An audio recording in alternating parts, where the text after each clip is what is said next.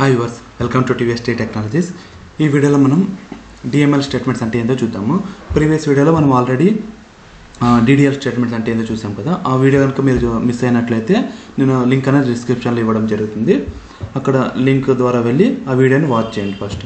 Okay, ఈ వీడియోలో అయితే మనము DML స్టేట్మెంట్ అంటే ఏంటో చూద్దాం. ఓకే, DML స్టేట్మెంట్స్ అంటే ఫస్ట్ ఆఫ్ ఆల్ DML అంటే డేటా మ్యానిపులేషన్ లాంగ్వేజ్ అని.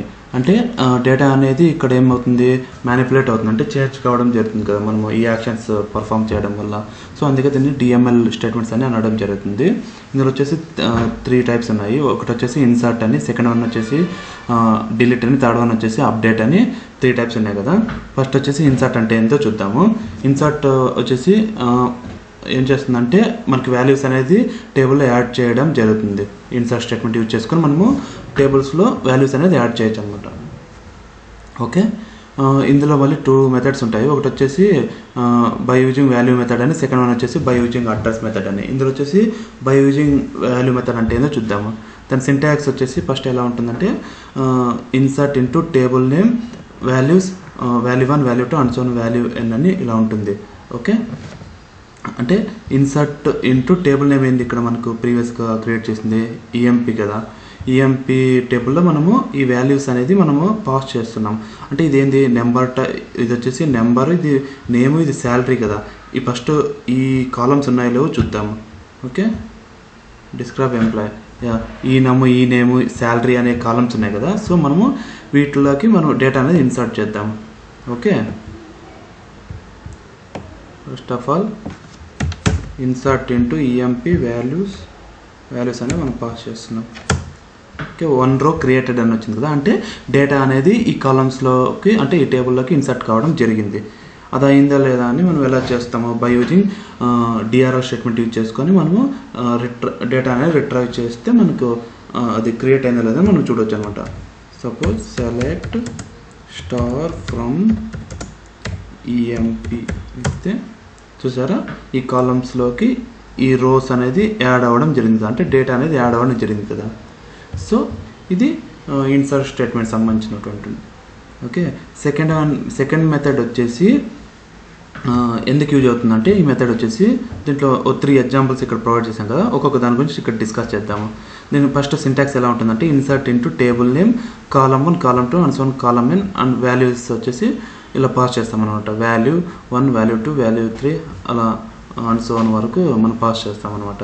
ఫస్ట్ ఎగ్జాంపుల్ 1 ఏముంది ఇక్కడ, ఇన్సర్ట్ ఇంటూ EMP టేబుల్ ఈ నేమ్ శాలరీ వాల్యూస్ అనేది. అంటే ఇక్కడ ఆడుండే కాలమ్స్ని ఇవన్నీ ఇచ్చేసి ఇలా వాల్యూస్ పాస్ చేస్తాం మనం. ఇది ఫస్ట్ మెథడ్ అనమాట. సెకండ్ మెథడ్ వచ్చేసి ఏదైనా ఒక వాల్యూని ఇవ్వకుండా మనం పాస్ చేస్తే ఏమవుతుందంటే ఇవ్వం చూడండి, ఆ ప్లేస్లో వచ్చేసి మనకి నల్ వాల్యూ అనేది స్టోర్ కావడం జరుగుతుంది అనమాట.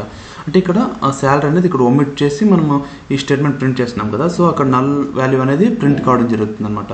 థర్డ్ వాల్యూ వచ్చేసి మనం ఇంప్లిసిట్గా నల్ వాల్యూస్ అనేది పాస్ చేయడం జరుగుతుంది అనమాట. ఇది థర్డ్ ఎగ్జాంపుల్ వచ్చేసి. ఓకే, ఫస్ట్ ఆఫ్ ఆల్ ఈ ఫస్ట్ ఎగ్జాంపుల్ చూద్దాము.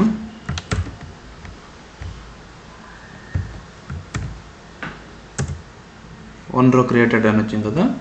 సో ఆ రో ఉందా లేదో చూద్దాం.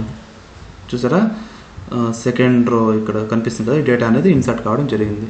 ఓకే, నెక్స్ట్ వచ్చేసి ఇక్కడ ఏం చెప్పాము, శాలరీ అనేది వచ్చేసి నల్ వాల్యూగా స్టోర్ అవుతుంది, అంటే క్రియేట్ అవుతుందని చెప్పాం కదా. అది అవుతుందో లేదో ఇక్కడ చూద్దాం. చూసారా ఇక్కడ ఏమీ చూపించడం లేదు, అంటే నల్ వాల్యూ అని దాని మీనింగ్, అంటే నల్ వాల్యూ అనేది స్టోర్ అయింది. ఇక్కడ మనం ఏం చేస్తున్నాం, బై ఇంప్లిసిట్గా నల్ వాల్యూ అనేది పంపిస్తున్నాం కదా. అది ఇక్కడ చూద్దాం. చూసారా ఇక్కడ ఫోర్త్ వాల్యూ మనము name salary 2 null values pass చేసాం, అందుకే ఇక్కడ ఏమి కనిపించడం లేదు. నల్ అంటే ఏం లేదనే కదా మీనింగ్. సెకండ్ మెథడ్ వచ్చేసి అది ఫస్ట్ మెథడ్ సంబంధించినటువంటి, అంటే వాల్యూ మెథడ్ యూజ్ చేసుకొని మనం వాల్యూస్ అన్ని పాస్ చేస్తాం. సెకండ్ వచ్చేసి throw address method, address use చేసుకొని మనము వాల్యూస్ అనేది పాస్ చేస్తాం. అంటే వాల్యూస్ని మనము రన్ టైం అంటే డైనమిక్గా పాస్ చేయాలన్నప్పుడు ఈ మెథడ్ని యూజ్ చేయడం జరుగుతుంది అనమాట. ఓకే, సింటాక్స్ వచ్చేసి ఎలా ఉంటుందంటే insert into table name values ఇలా అండ్ సింబల్ అనేది ఉంటుంది అనమాట బిఫోర్ కాలమ్స్ నేమ్ ముందర. ఓకే, ఫస్ట్ ఈ ఎగ్జాంపుల్ చూద్దాము. ఇక్కడ చూసారా, ఇక్కడ డైనమిక్గా వాల్యూస్ అనేది అడుగుతుంది, అంటే ఎంటర్ వాల్యూ ఫర్ ఈ నమ్ అని అడుగుతుంది కదా. నేను వచ్చేసి ఇక్కడ 5 అని ఇస్తాను. తర్వాత నేమ్ అడుగుతుంది, నేను ఇక్కడ సాయి అని ఇస్తాను. తర్వాత శాలరీ అడుగుతుంది కదా, ఇక్కడ ఒక 4000 ఇస్తాను. చూసారా, 1 row క్రియేటెడ్ అని వచ్చింది. ఓకే, అంటే మనం అడ్రస్ యూజ్ చేసుకొని మనం వాల్యూస్ అనేది పాస్ చేయడం జరుగుతుంది కదా. ఇక్కడ చూసారా, 5th row అనేది క్రియేట్ కావడం జరిగింది ఇక్కడ.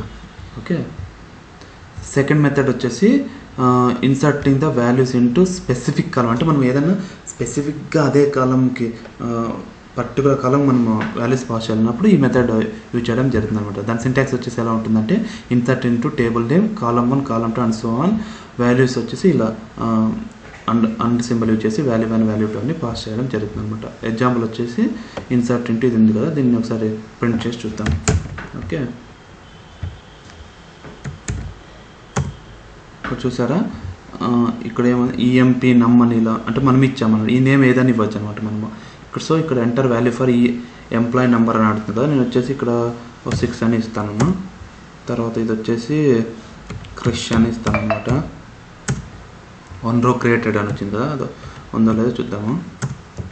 చూసారా, మనం ఓన్లీ నేము ఈ నమ్ ఒకటిగా పంపించింది, అంటే శాలరీ పంపలే కదా. సో అది బై డిఫాల్ట్ నల్ వాల్యూగా స్టోర్ అవుతుంది అనమాట. ఓకే, ఇది ఇన్సర్ట్ స్టేట్మెంట్ సంబంధించినట్టు ఉంటుంది. ఓకే, డిలీట్ వచ్చేసి లాస్ట్లో చూద్దాము. నెక్స్ట్ వచ్చేసి అప్డేట్ స్టేట్మెంట్ అంటే ఏంటో చూద్దాము. అప్డేట్ యూజ్ చేసుకుని మనం ఏం చేయొచ్చు అంటే మనము డేటా అనేది మాడిఫై చేయొచ్చు అనమాట. అంటే సపోజ్ మనకి ఓల్డర్ వాల్యూస్ సంథింగ్ ఉంటాయి, మనం వాటిని మళ్ళీ అంటే మనకి రిక్వైర్మెంట్ బట్టి వాటిని మనం చేంజ్ చేయాల్సి ఉంటుంది. అంటే ఇక్కడ ఏం జరుగుతుంది, అప్డేట్ అనేది జరుగుతుంది కదా. సో అందుకే ఈ అప్డేట్ అనే స్టేట్మెంట్ యూజ్ చేసుకొని మనము డేటాను అనేది అంటే మాడిఫై చేయడం అనేది జరుగుతుంది అనమాట. సో అప్డేట్ యూజ్ చేయాలంటే మనకి ఇక్కడ సెట్ కీవర్డ్ అనేది కంపల్సరీగా ఉండాలి. ఓకే, ఈ సింటాక్స్ వచ్చేసి ఎలా ఉంటుందంటే అప్డేట్ టేబుల్ నేమ్ సెట్ అనే కీవర్డ్ యూజ్ చేసుకొని ఇక్కడ కాలమ్స్లోకి మన వాల్యూస్ అనేది పాస్ చేయడం జరుగుతుంది. ఈ వేర్ కండిషన్ వేర్ అనే కీవర్డ్ ఎందుకు యూజ్ అవుతుందంటే పర్టికులర్గా మనం ఏదైనా కాలంలోకి ఇన్సర్ట్ చేయాలనుకుంటే డేటాని, అప్పుడు అది అప్డేట్ చేయాలనుకుంటే అప్పుడు మనం ఈ వేర్ అనేది యూజ్ చేయడం జరుగుతుంది అనమాట. ఓకే, ఇక్కడ 3 ఎగ్జాంపుల్స్ ఉన్నాయి కదా, ఫస్ట్ వాటి అవి చూద్దాం అనమాట. ఓకే, ఇక్కడ ఏమంటున్నాడు, if you want to update entire table. ఇప్పుడు శాలరీ వచ్చేసి ఇక్కడ ఫర్ ఎగ్జాంపుల్ ఇక్కడ డిఫరెంట్ టైప్స్ ఆఫ్ శాలరీస్ ఉన్నాయి కదా. మనం ఇప్పుడు సపోజ్ ఏదైనా కంపెనీ ఉంటుంది, అందులో ఒక అంటే మామూలు డెవలపర్స్కి వచ్చేసి ఇంత శాలరీ అని, టెస్టర్స్కి వచ్చేసి ఇంత శాలరీ అని, ఫిక్స్ శాలరీ అని ఉంటుంది కదా. అప్పుడు అందరికీ ఒకే ఫిక్స్ శాలరీ వెళ్ళినప్పుడు ఏం చేస్తారంటే డైరెక్ట్ ఈ అప్డేట్ ఈఎంపీ సెట్ శాలరీ ఇది ఉంది కదా, ఈ స్టేట్మెంట్ అనేది ఇస్తే గిన అందరికీ 50,000 అనేది రావడం జరుగుతుంది అనమాట శాలరీ. ఓకే, అంటే అప్డేట్ అవుతుంది. ఇక్కడ చూడండి, ఇక్కడ 6 rows అప్డేట్ అని వచ్చింది కదా. ఇప్పుడు మనం చూస్తే కనుక ఇక్కడ చూసారా, ప్రీవియస్గా నల్ వాల్యూ ఉండేట్టు కనుక అన్నీ చూడండి, ఒకసారి అబ్జర్వ్ చేయండి. ప్రతిదీ 50,000గా అప్డేట్ అయ్యింది. అంటే మనము ఏ కండిషన్ యూజ్ చేయకున్నట్లు అప్డేట్ చేస్తే కన్నా టోటల్ టేబుల్ అనేది అప్డేట్ కావడం జరుగుతుంది అనమాట. ఓకే, సో అందుకే మనం ఈ అప్డేట్ చేసేటప్పుడు జాగ్రత్తగా కండిషన్ యూజ్ చేసుకొని, అంటే మన పర్టికులర్గా ఏదైనా సంథింగే మనము అప్డేట్ చేయాలనుకుంటే అప్పుడు ఈ కండిషన్స్ యూజ్ చేసుకొని మనము అప్డేట్ చేయాల్సి ఉంటుందన్నమాట. ఓకే, నెక్స్ట్ వచ్చేసి update employee set salary 50,000 where ఇక్కడ వచ్చేసి మనం 60,000 అని ఇస్తాము. వేర్ ఈ నమ్ ఈక్వల్ టు 3 అని ఉంది కదా. అంటే ఏం చేస్తున్నాను, ఎక్కడైతే నెంబర్ 3 అని ఉందో అక్కడ వచ్చేసి మనం 60,000గా నా శాలరీని అప్డేట్ చేస్తున్నాను అనమాట.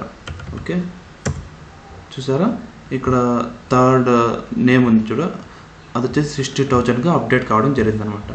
ఓకే, నెక్స్ట్ వచ్చేసి అప్డేట్ ఎంప్లాయీ సెట్ ఈ నేమ్ గోపాల్ అని, శాలరీ వచ్చేసి 30,000 వేర్ ఈ నెంబర్ ఇక్కడ 4 అని ఉంది కదా. ఇప్పుడు ఏమవుతుందంటే ఇది 4 అనే నెంబర్ ఉంది కదా, అక్కడ వచ్చేసి ఈ నేము శాలరీ రెండు అప్డేట్ కావడం జరుగుతుంది అనమాట. గోపాల్ అని, తర్వాత శాలరీ వచ్చేసి 30,000 అని అప్డేట్ కావడం జరుగుతుంది అనమాట. 1 row అప్డేట్ అని వచ్చింది కదా. ఇప్పుడు చూడండి, సెలెక్ట్గా రీవ్ చేయండి.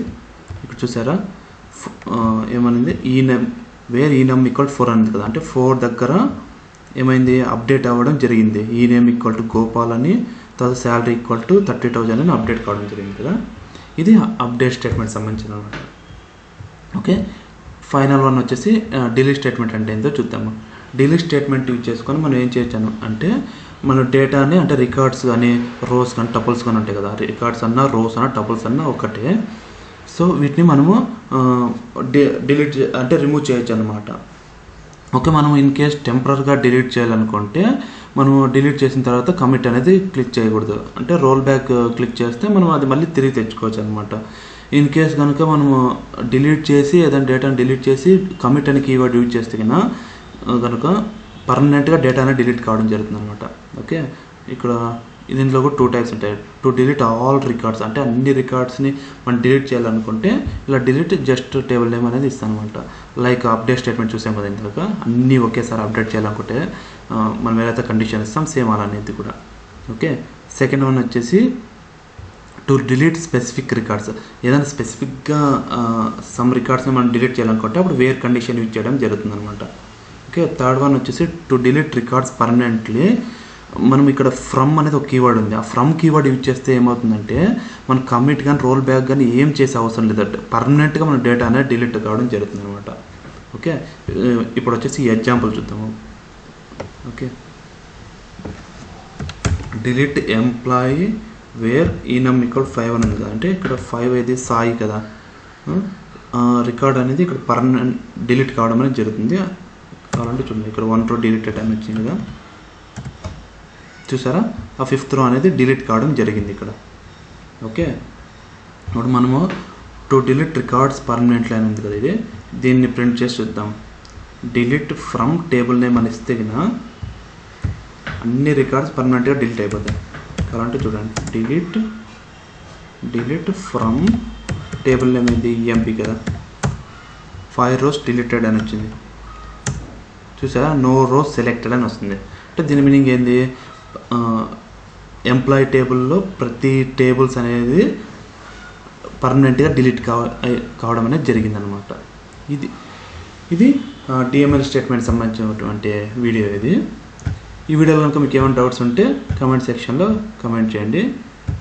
అండ్ అలానే ఈ వీడియో కనుక మీకు నచ్చినట్లయితే దయచేసి లైక్ చేసి షేర్ చేసి సబ్స్క్రైబ్ చేసుకోండి. అలానే పక్కన ఉన్న బెల్ ఐకాన్ కూడా క్లిక్ చేయండి. Thank you friends.